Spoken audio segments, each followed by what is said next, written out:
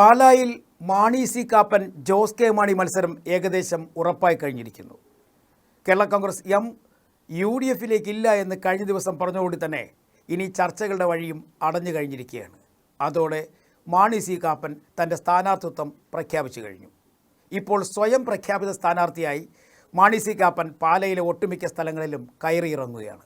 പ്രചരണം തുടങ്ങിയെന്നും മാണി സി കാപ്പൻ പറയുന്നു.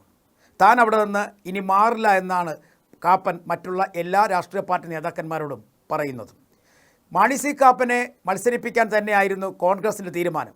പക്ഷേ ഇടയ്ക്ക് കേരള കോൺഗ്രസ് എമ്മിന് ഒരു താല്പര്യം UDF-ലേക്ക് വരാൻ പ്രകടിപ്പിച്ചതോടെയാണ് എല്ലാം മാറിമറിഞ്ഞത്. ലീഗും കോൺഗ്രസിലെ ചില നേതാക്കന്മാരും കേരള കോൺഗ്രസ് എമ്മുമായി ചർച്ച നടത്തിയെങ്കിലും ചർച്ച ഫലം കണ്ടില്ല എന്ന് തന്നെ പറയാം.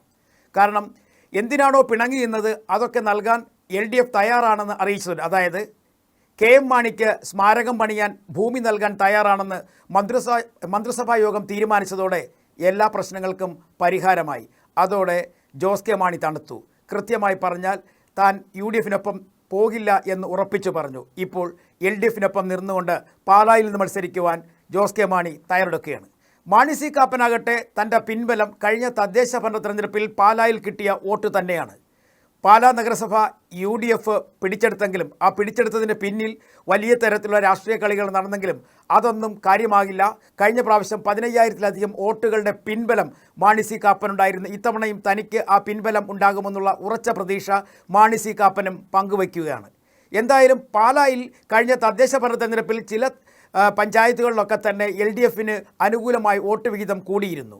അത് നിലവിൽ UDF-നെ ബാധിക്കുമോ എന്നുള്ള കാര്യവും ഇനി ചർച്ചയാകും. പ്രത്യേകിച്ചും വലിയ തരത്തിലുള്ള മത്സരം തന്നെയായിരിക്കും ഇനി പാലായിൽ നടക്കാൻ പോകുന്നത് ജോസ് കെ മാണിയും മാണി സി കാപ്പനും തമ്മിൽ. ജോസ് കെ മാണിയെ സംബന്ധിച്ചിടത്തോളം UDF-ലേക്ക് പോകണം എന്ന് തന്നെയായിരുന്നു മനസ്സ്. പക്ഷേ പാർട്ടിക്കകത്ത് രണ്ട് ഗ്രൂപ്പായി മാറണ്ട എന്നൊരു തീരുമാനം വന്നതോടെയാണ് മാണി സി കാപ്പൻ LDF-ൽ തന്നെ ഉറച്ചു നിൽക്കാൻ തീരുമാനിച്ചത്. മാത്രവുമല്ല, മറ്റൊരു പ്രധാനപ്പെട്ട കാര്യം, റോഷി അഗസ്റ്റിനെ പോലൊരു മന്ത്രിയെ തള്ളിക്കൊണ്ട് എങ്ങനെയെങ്കിലും UDF-ൽ ചേക്കേറി കഴിഞ്ഞാൽ അതിൻ്റെ പിന്നാലെ ഉണ്ടാകുന്ന പ്രശ്നങ്ങൾ ചെറുതല്ല എന്ന് ജോസ് കെ മാണിക്ക് നന്നായി അറിയാം. മാത്രവുമല്ല, ഒരുമിച്ച് നിന്നാൽ മാത്രമേ ഏത് മുന്നണിയിലായാലും വിലപേശൽ നടക്കുകയുള്ളൂ. ഒരു പക്ഷേ പാർട്ടി രണ്ടായി പിരിഞ്ഞ് UDF-ലേക്ക് പോയി കഴിഞ്ഞാൽ ഇപ്പോൾ കിട്ടുന്ന സീറ്റിൻ്റെ പകുതിയായി കുറയാനുള്ള സാധ്യതയും ഇവർ കണ്ടു.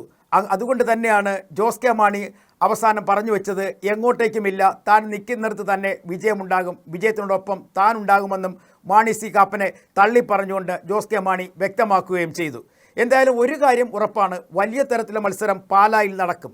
പ്രത്യേകിച്ചും സഭകളുടെ പിൻബലം ജോസ് കെ മാണിക്കാണെങ്കിലും ജോസ് കെ മാണി UDF-ൽ പോകണം എന്ന് തന്നെയായിരുന്നു ഒട്ടുമിക്ക സഭകളുടെയും ആഗ്രഹം. എന്തായാലും സഭകളുടെ ആഗ്രഹം ഇത്തവണ നടന്നിട്ടില്ല. ജോസ് കെ മാണി കൃത്യമായും LDF-ൽ തന്നെ തുടരുകയും ചെയ്യും.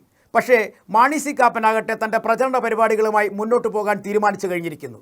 വരും ദിവസങ്ങളിൽ വലിയ താമസമില്ലാതെ ചുവരെഴുത്തുൾപ്പെടെയുള്ള പ്രചരണ പരിപാടികളിലേക്ക് കടക്കും എന്ന് കാപ്പൻ അറിയിച്ചിട്ടുണ്ട്.